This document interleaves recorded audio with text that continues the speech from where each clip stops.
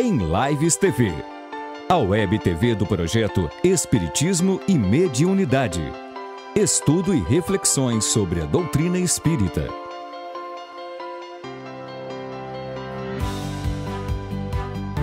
Estude conosco.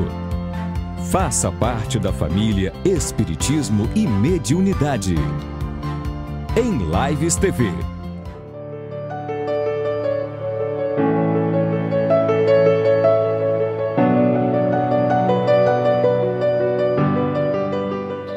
A educação é a arte de formar os caracteres. A que incute hábitos, porquanto a educação é o conjunto dos hábitos adquiridos. É só para reforçar a emoção. À medida que os homens se instruem acerca das coisas espirituais, menos valor dão às coisas materiais. Depois, necessário é que se reformem as instituições humanas que o entretêm e excitam. Isso depende da educação. Livro dos Espíritos, questões 685 e 914. Para a palestra A Educação Cristã na Regeneração Planetária, convidamos a palestrante Sandra Borba. Olha, vocês viram como a educação ela é bombástica. Bastou abrir a boca e falar educação. Imediatamente houve uma reação aqui. Algum médio de defeitos físicos. Oh, meu anjo de candura. Coração de rapadura mole. Tá bom, porque não esconde a cara da gente, né? Tá bom. Ai, meu Deus do céu, estou emocionado aí com esses meninos, né? Eu me identifiquei logo com o Felipe. Velho, eita, sou eu também. Mas vamos lá, né? Mas eu gostei principalmente dos estrupiados, eu achei lindos os estrupiadozinhos, não é verdade? E eu ainda recebi ontem massagem de Mateus, eu fiquei muito honrada. Porque Mateus ontem eu estava estrupiada após palestra e eu ainda recebi a assistência dele e de uma irmã nossa que me aplicou shiatsu, chiquérrimo. Nossa, mãe do céu. Então, mais uma vez, agradecendo o convite e a oportunidade, vocês estavam lindos. Vamos aplaudir de novo esses meninos?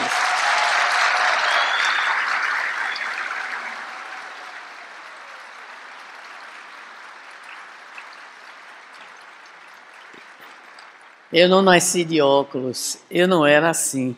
Eu também fiz teatro, né? Claro. Não fiz teatro no movimento espírita, mas fiz teatro universitário, graças a Deus. Bem, lá vamos nós refletir em torno da educação cristã na regeneração. E nós começamos com uma afirmativa do meu conterrâneo pernambucano,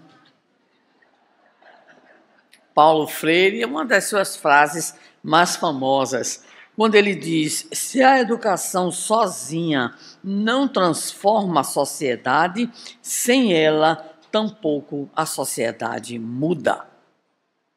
Com muita lucidez, o pensador, ele reflete nessas simples palavras toda a força que a educação tem e também tudo aquilo que ela não consegue realizar solitariamente. A educação é um fenômeno humano e social. É o fenômeno que acompanha o homem desde os seus primórdios na Terra. E ela se caracteriza por algumas, vamos dizer assim, expressões, desde a simplicidade da imitação, da memorização, até os aspectos mais sofisticados que ela pode nos apresentar, por exemplo, nos dias atuais. Mas, grosso modo, nós distinguimos duas grandes dimensões no chamado fenômeno educativo. Primeiramente, o chamado fenômeno factual.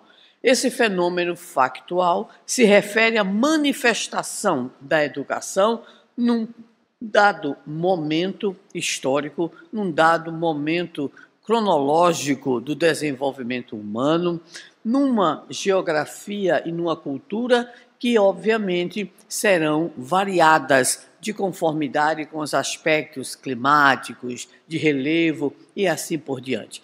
Então, quando nós nos remetemos ao aspecto factual da educação, nós estamos querendo dizer que cada povo, cada cultura e cada momento histórico apresenta um determinado perfil educacional.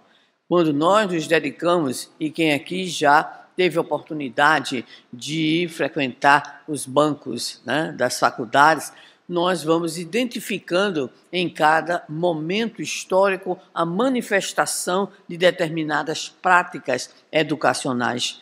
E isso tudo vai constituir objeto de uma disciplina chamada História da Educação.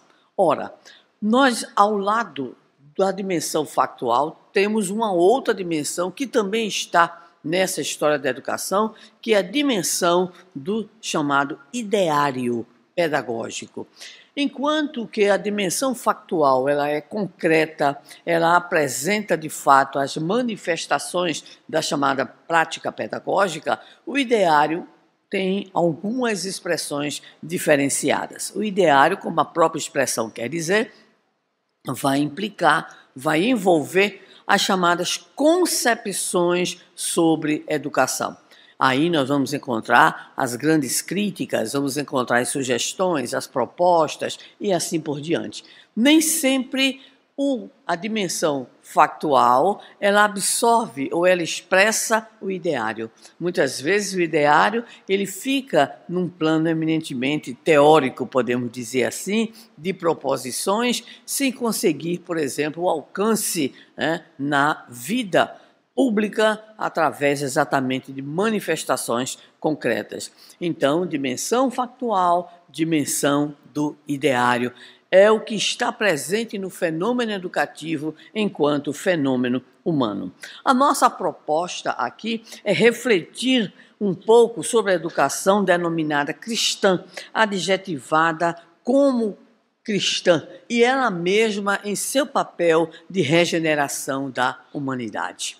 Então, o que significaria educação cristã? Vamos começar, sempre gostamos, pelos termos, porque eles nos auxiliam no desenvolvimento de argumentos. A educação, como dissemos, é um fenômeno humano, é uma praxis social, mas, ao mesmo tempo, a educação ela se remete a dois importantes vocábulos latinos, educare e educere. O educare significando a ação de fora para dentro, considerando que as gerações mais velhas ou as gerações adultas, elas interferem através de procedimentos sobre a educação, sobre a geração mais nova. Todos nós aqui sabemos perfeitamente disso. Em nossa própria família, nós vamos encontrar a ação dos mais velhos tentando, vamos dizer assim, definir determinados tipos de conduta, determinados tipos de valores que deveriam e que devem ser devidamente assimilados. Na nossa família, por exemplo, aos sábados, todos nós nos reuníamos para o almoço, que era especial. E, obviamente, alguns rituais. Por exemplo, ninguém sentava à mesa, né, sem camisa. Acredito que muitos de vocês, em outros lugares, a oração em conjunto, né? E assim por diante. Ou seja, cada família, cada grupo social possui as suas formas de expressão do ponto de vista de uma ação adulta sobre a criança. Na nossa época infantil, faz muito tempo, claro, não precisam lembrar, né? Mas bastava que a mamãe, ela era uma professora, bastava que ela olhasse, né? Então ela olhava com aquele olhar 13x15, né? E aí a gente já ficava estremecido. Hoje você arranca o olho e o menino olha para você cinicamente, não está nem aí, nem vai chegando, né? São coisas, né, que o tempo histórico vai nos apresentando. Educare de fora para dentro, uma ação intencional no sentido de dar àquele ser novinho, né, algumas algumas direções em forma de comportamentos. Bem, mas temos o educere, que é a expressão latina que diz respeito a sair de dentro para fora. Quando nós buscamos alguns autores importantes em educação, já vamos citar um, Santo Agostinho, que nos afirmava que todo o processo educacional era sempre um processo de autoeducação, porque ainda que você possa apresentar uma reação, é lá dentro da sua intimidade que está a aceitação ou não daquela orientação. Muitas vezes nós aceitamos por conveniência, por receio, por respeito, por qualquer outro motivo, mas é intimamente que vai ocorrer a adesão de fato àquilo que nos está sendo proposto como diretriz, como orientação de comportamento. Então, o educere também diz respeito à capacidade que os mais velhos, os adultos, os mestres, os educadores, têm de chamar de dentro da criatura certos valores, certas predisposições, trabalhar certas inclinações, a fim de que haja, então, progresso por parte daquela criatura, né, de uma geração anterior, de gerações infantis e assim por diante. Então, educare e educere estão presentes em todas as manifestações do processo educacional. Então, educação é isso. Todos nós, nos diz Amélia Rodrigues, como professora católica baiana, não como espírito, ela nos diz, somos todos educadores uns dos outros. Olha a sabedoria dela. Pelo que falamos e pelo que não falamos, pelo que agimos e pelo que não agimos. Ou seja, nós vivemos nos influenciando, então, reciprocamente. E quando se fala educação cristã, isso se refere a quê? Isso se refere a um adjetivo acrescentado à ação educativa, o adjetivo cristã ou cristão. Então, esse adjetivo diz respeito a uma forma de pensar, a uma orientação, ou a uma ideologia, aqui no caso, a um aspecto moral, ético, proposto por Jesus. Mas aí é que está o problema. Quando nós temos no mundo mais de 30 mil denominações ditas cristãs, está difícil, né, que a gente possa imaginar uma certa, vamos dizer assim, equiparação de todas elas no trato da temática da educação. Tanto é que, em nome da educação cristã, se fez muita coisa complicada no mundo, não é verdade?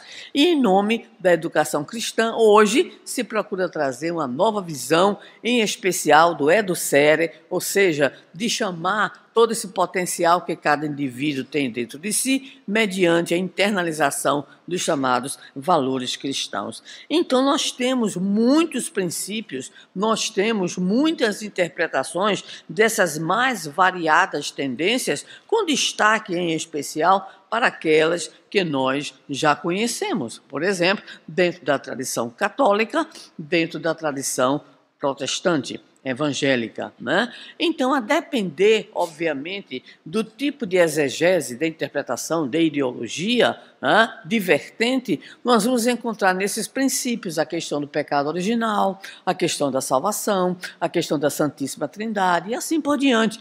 Então, quando se fala em educação cristã, é um caleidoscópio de tantos elementos que podem estar presentes, então, nessa denominação. Mas nós temos que ser objetivos, estamos no Congresso Espírita e nós vamos tentar, vamos dizer assim, trazer alguma coisa que seja mais consensual entre os diversos caminhos e as diversas denominações ditas cristãs. Vamos buscar alguns autores que são importantíssimos dentro da história da educação, como Larroio, como Riboulet, Paul Monro, Roger Gal, Chiaca, René Hubert, Manacorda, tantos outros que destacam que se Jesus não trouxe uma proposta, vamos dizer assim, educacional, bem explícita, mas nós encontramos, sim, na sua maneira de se relacionar com os discípulos, acabamos de ver, né?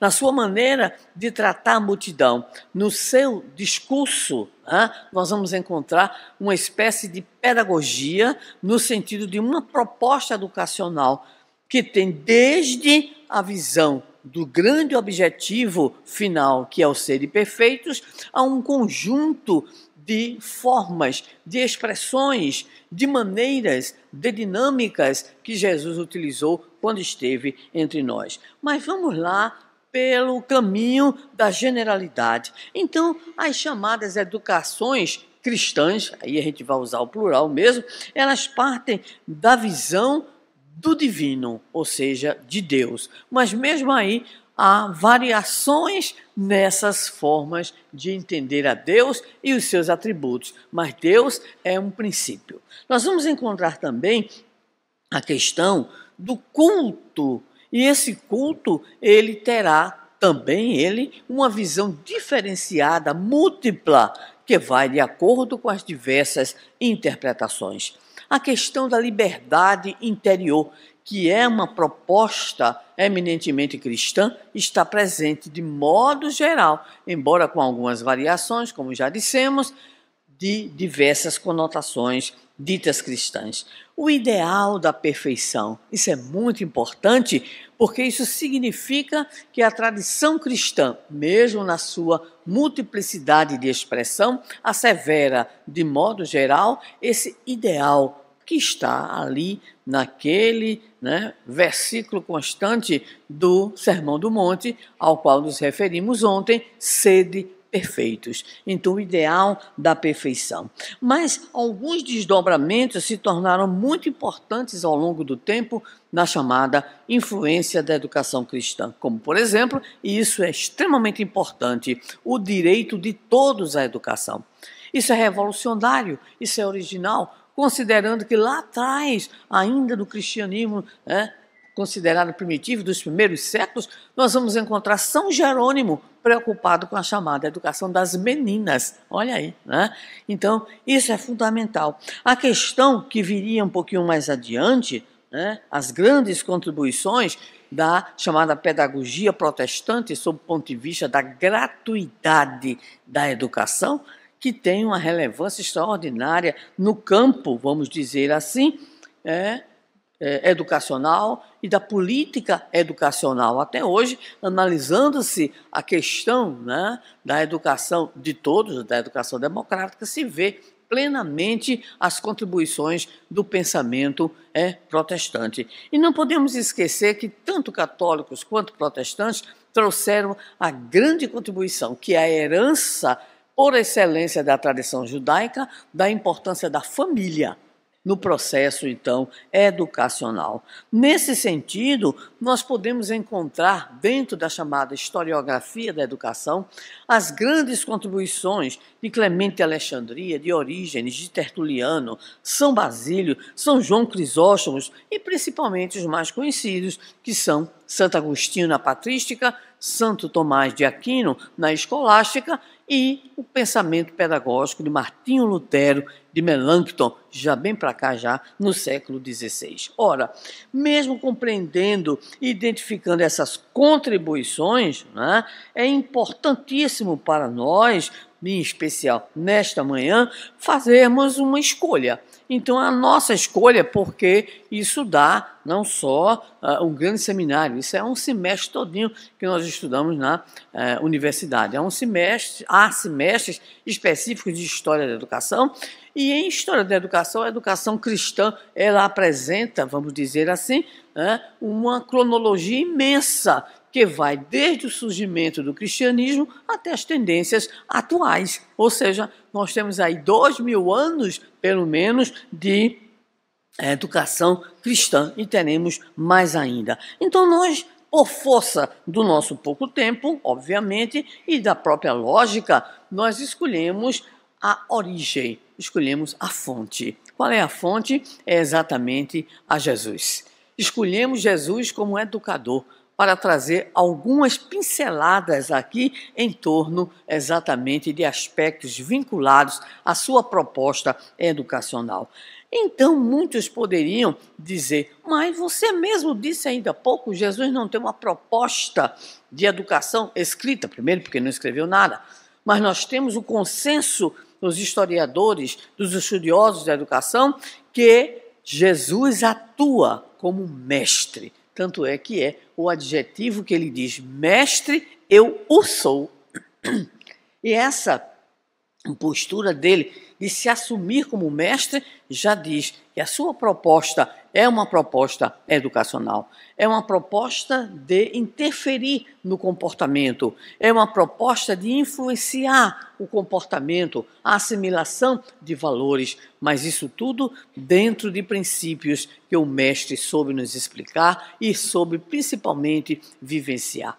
Não é sem razão que o Espírito Vinícius, numa obra que é também uma obra muito importante para nós espíritas na educação, o Mestre na Educação, publicação da Federação Espírita Brasileira, ele diz de forma lapidar a obra messiânica, ou seja, a obra do Messias é obra de educação.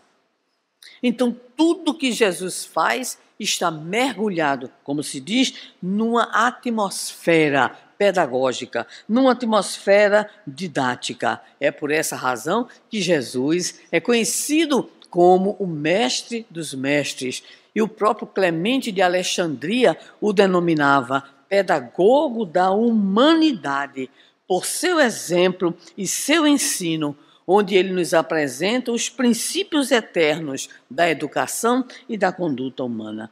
É ainda Vinícius que vai nos dizer que essa obra messiânica, que é a obra do Mestre Jesus, sendo de redenção, porque veio libertar o homem dos liames que o prendem à animalidade, cujo vestígio nele são patentes, é por isso mesmo uma obra de educação. Mas isso quem nos diz é o nosso autor espírita, Pedro de Camargo, Vinícius. O que nos dizem os grandes historiadores? Então, apenas para situar um ou outro, nós escolhemos a figura de Paul Monroe, que é um escritor na área da história da educação de influência mais protestante. Ele vai dizer assim para nós: foi assim na natureza moral do homem, apenas tocada pela religião pagã e vagamente desvendada pela filosofia grega, que se veio encontrar uma nova base de vida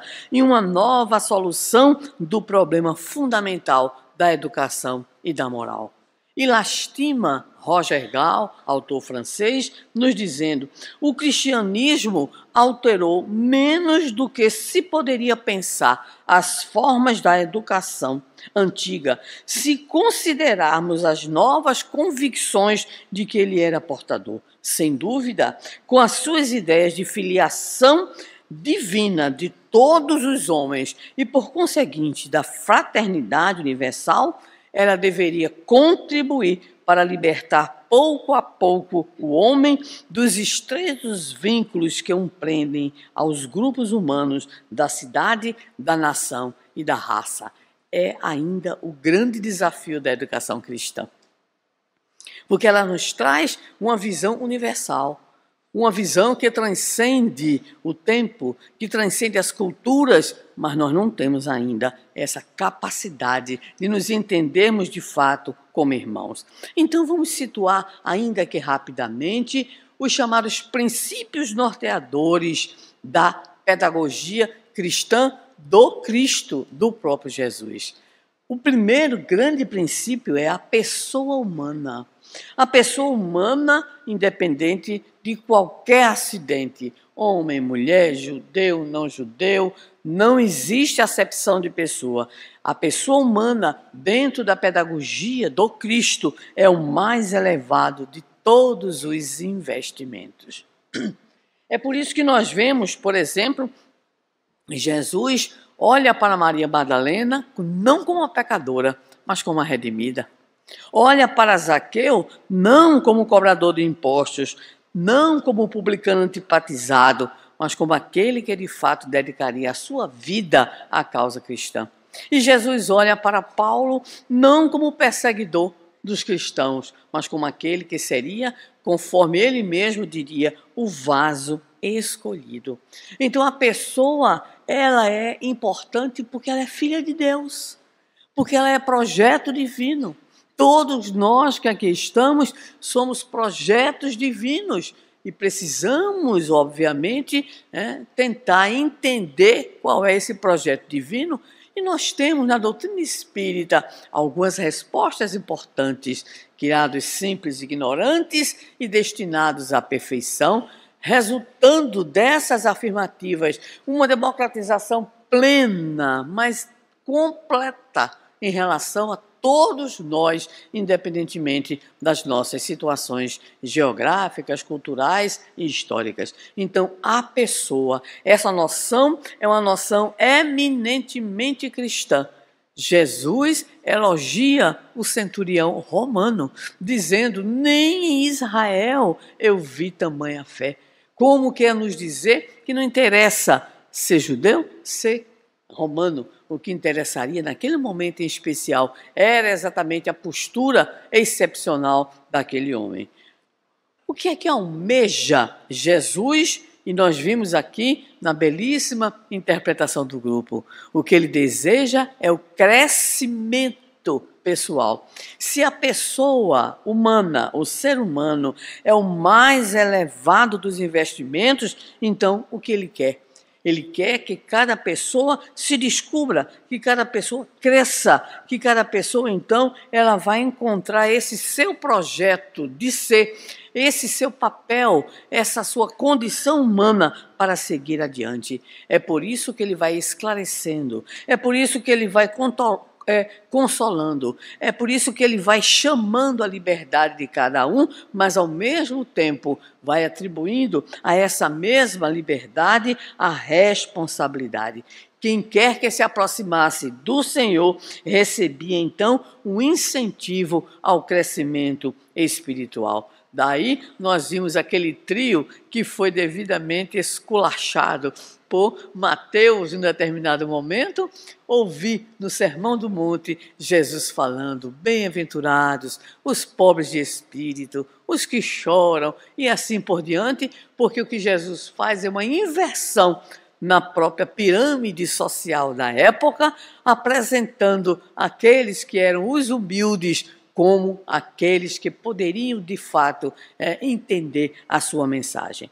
Jesus valoriza o contato pessoal. Se ele hoje estivesse conosco, ele teria Instagram, eu, Jesus. O Facebook, eu, o Messias, né? Ele utilizaria todas as linguagens. Eu só acho que ele ia ficar meio cabreiro com a inteligência artificial, mas tudo bem, né? Vamos ver, porque ela, de repente, ela inventa cada história que só Jesus na causa, né? Então, ele gosta do presencial, embora usaria entre nós, nesse momento, o virtual.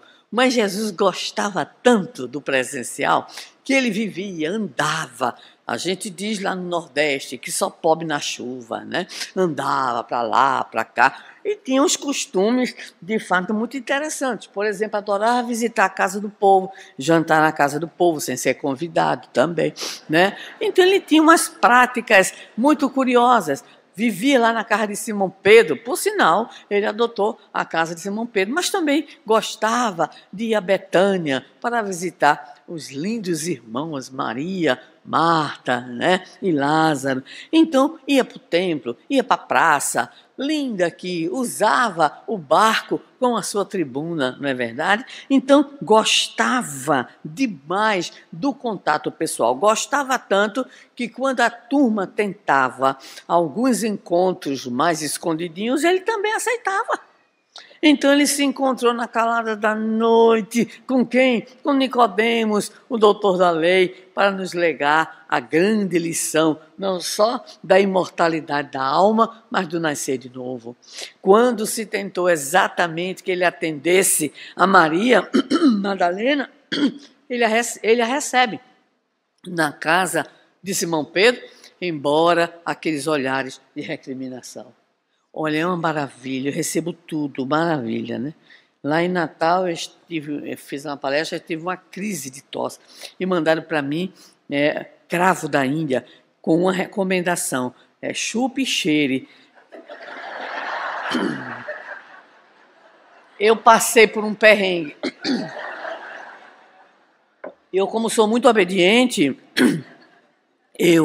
né? chupei e cheirei. Disse, meus irmãos, vocês vão perdoar, mas vocês vão ter que socializar. Um belo dia eu estive numa palestra em que a oradora cheirou.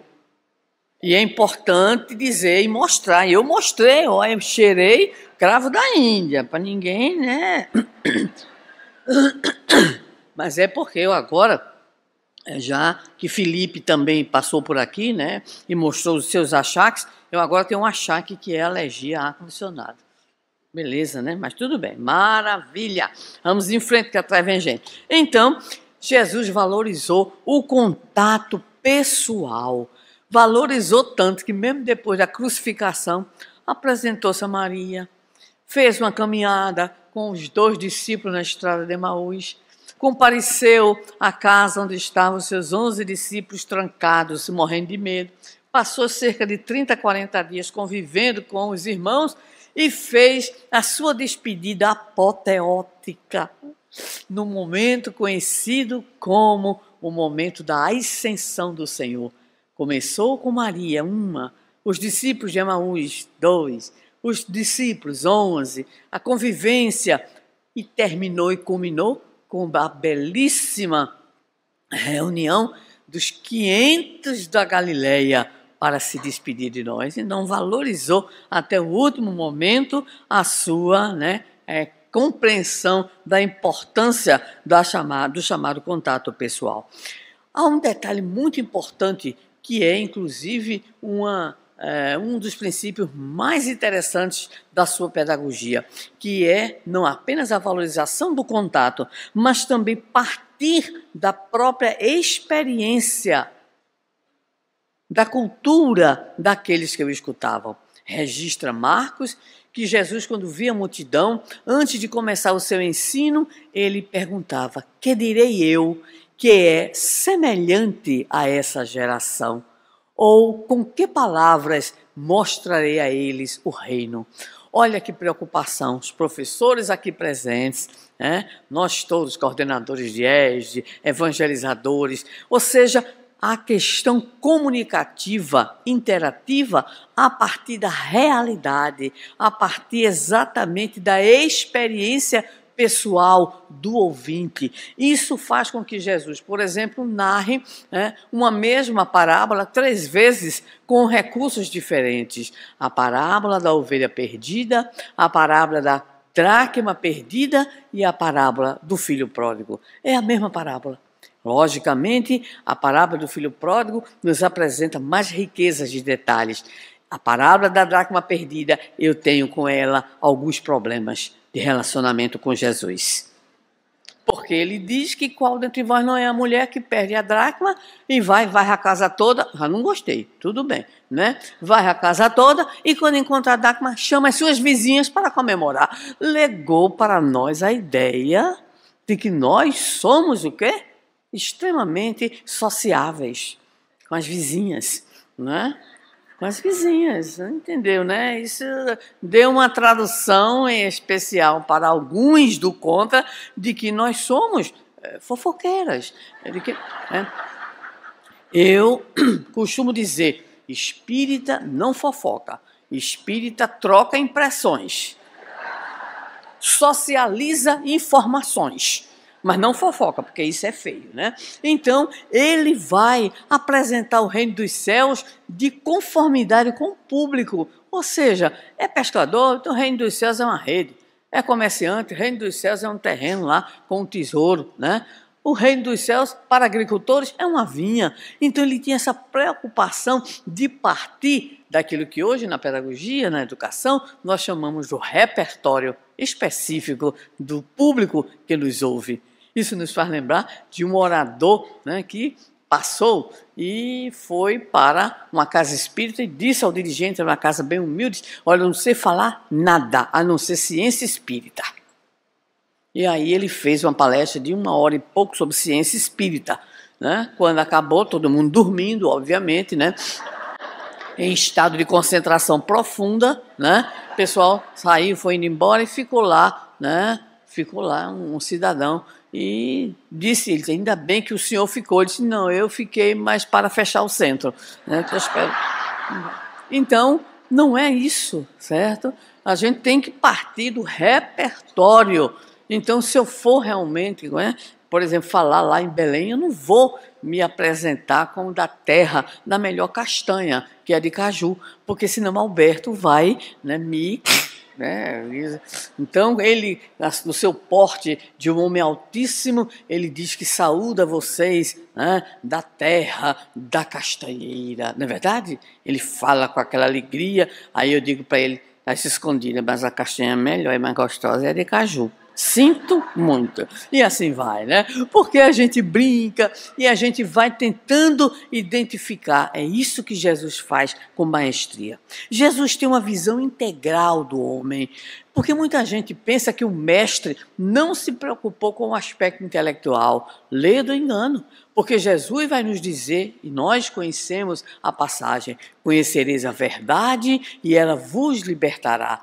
Primeiramente, vai nos libertar de quê? Da ignorância, do fanatismo, do equívoco, da visão bem deformada, das interpretações sectaristas. Então, Jesus, ele vê o homem como um todo, o homem razão, o homem emoção, o homem sentimento, o homem inteligência.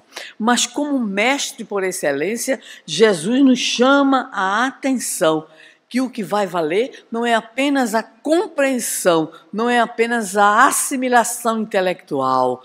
Não, Jesus vai nos dizer que o grande critério para sermos reconhecidos como cristãos não é o domínio do conteúdo da mensagem que ele vem nos trazer. Não, está em João capítulo 3, versículo 35, quando ele vai nos falar do critério.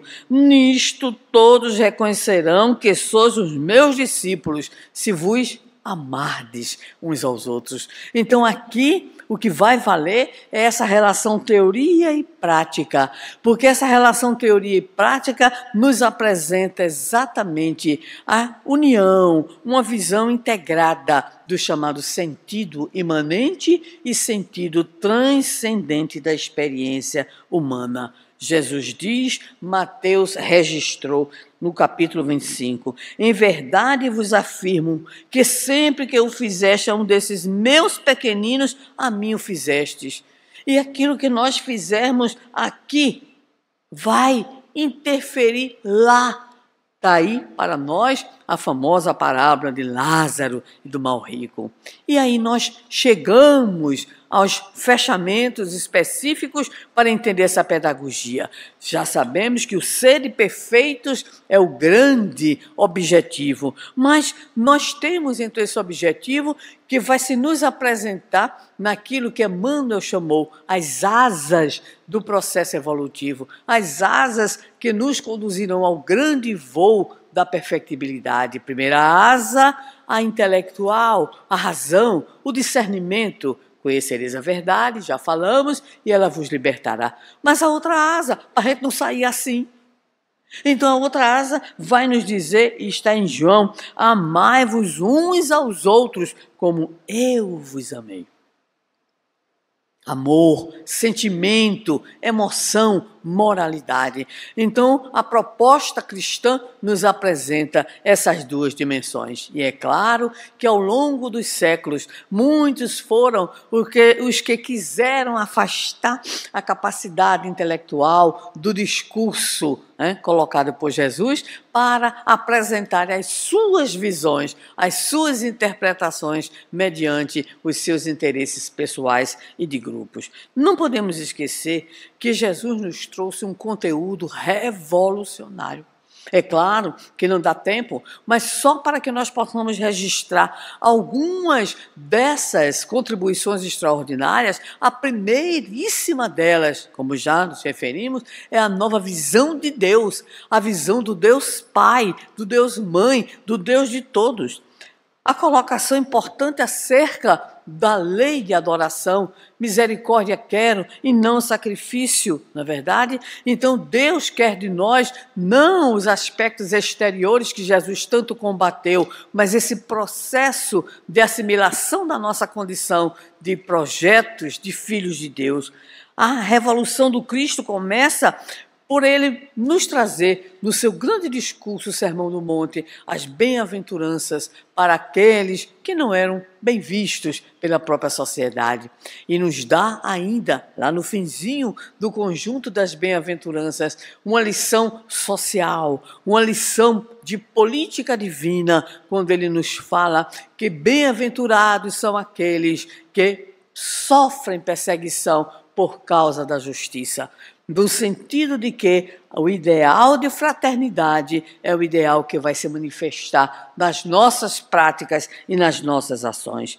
Jesus redimensiona a figura da mulher, a figura da criança. Deixai que venham a mim as criancinhas. Anda com muitas mulheres o acompanhando. Tem uma relação que é interessante. Marta admoestá-lo. Senhor, ela é debochada. Senhor, manda que Maria vai me ajudar nos afazeres, que está aqui, ó, só ele escutando. Aqui. E ele diz, mas Maria escolheu a melhor parte, Marta. Não é verdade? Jesus é permanentemente cercado da figura feminina, que inclusive cá entre nós, financeiramente, ajudou bastante no início, do processo. Nós vamos encontrar, então, Jesus nos trazendo a compreensão que é essencial de que o reino de que tanto se falava e que tanto se esperava era um reino que não era de fora para dentro, mas é o reino que está no interior de cada um. O reino está dentro de vós. E o que é mais bonito é essa relação que vimos aqui, a relação amorosa, porque a relação pedagógica é uma relação afetiva, é uma relação de amorosidade. Tanto é que Jesus vai nos apresentar a excelência do amor, carregando todos os seus ensinos de um sentido espiritual, de um sentido transcendente, mas de uma amorosidade sem conta, que fazia com que os seus discípulos tivessem a plena certeza do seu amor, a plena certeza, do seu carinho, e por isso mesmo da sua condição de filho de Deus. Mas quando nós estudamos ainda sobre Jesus e a sua pedagogia, nós ficamos impressionados com a riqueza da sua prática pedagógica. Porque Jesus não foi um mestre que só falava, que só ensinava. São poucos os seus sermões, as suas preleções. Ele é um mestre, por exemplo, que explica. Ele narra a parábola do semeador e quando ele faz aquela narrativa belíssima, os discípulos disseram, Senhor, explica-nos. No popular, a gente não entendeu, foi nada. É que nem algumas palestras que eu faço também. Então, eu não entendi nada. E o Senhor vai explicar cada sentido, cada significado daqueles terrenos. Jesus gosta e se torna, por excelência, um narrador, um contador de histórias. Então, para uns 20, para outros 30, para outros 60 parábolas, que tem uma riqueza extraordinária, é um recurso didático extraordinário, porque é como a nós. Está lá dentro, a casquinha é dura, mas a nós é maravilhosa. E é esse o sentido da parábola. Ela se preserva ao longo dos tempos. Jesus estabelece conversações didáticas. Quando a turma estava meio morgada, parada, enfastiada, ele era o provocador. Tem uma cena dentro do Evangelho que eu acho lindo. O pessoal estava lá, acho que devia estar tudo meio leso, meio assim, meio abestalhado. Aí ele chega e ele lança a bomba. A bomba é, me diga uma coisa, que dizem por aí que eu sou, no popular? Qual é a fofoca? O que é que estão dizendo de mim? O que é que estão falando de mim? E aí ele entabula uma conversação e ainda é provocativo, porque no meio da conversa ele olha para Pedro e diz, e tu? Quem dizes que eu sou? E a resposta mais linda, tu és o Cristo, o Filho do Deus vivo. Mas Jesus fazia discursos muitas vezes duros, ele muitas vezes, usando a expressão, ele realmente botava para moer.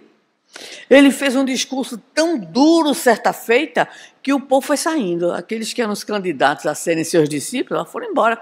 Ele olhou para os discípulos dele e disse, e vós também não quereis ir? Pronto, tome. E aí Pedro faz a melhor pergunta que eu conheço do Evangelho. Para quem iremos, Senhor? para quem? Tu tens as palavras da vida eterna. Então era um recurso, era uma riqueza de recursos. Jesus manda que eles observassem ali diante do gasofilácio. A gente sabe quantas moedas aquela viúva ofereceu, porque ele disse aos discípulos: olhai, porque foi ela quem mais deu. Jesus faz as chamadas perguntas didáticas. Daí, muito obrigado para quem adquiriu o livro Perguntas que Jesus nos fez. Tá? Direitos autorais concedidos à editora Fraternidade. Então, nós escolhemos 20, mas tem quase 100 perguntas que Jesus nos fez.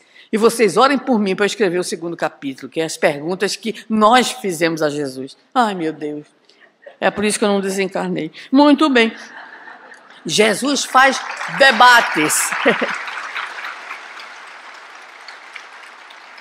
Jesus exemplifica, Jesus usa, ele é um repórter da sua época, ele usa os recursos da cultura, a gente sabe dos costumes por Jesus.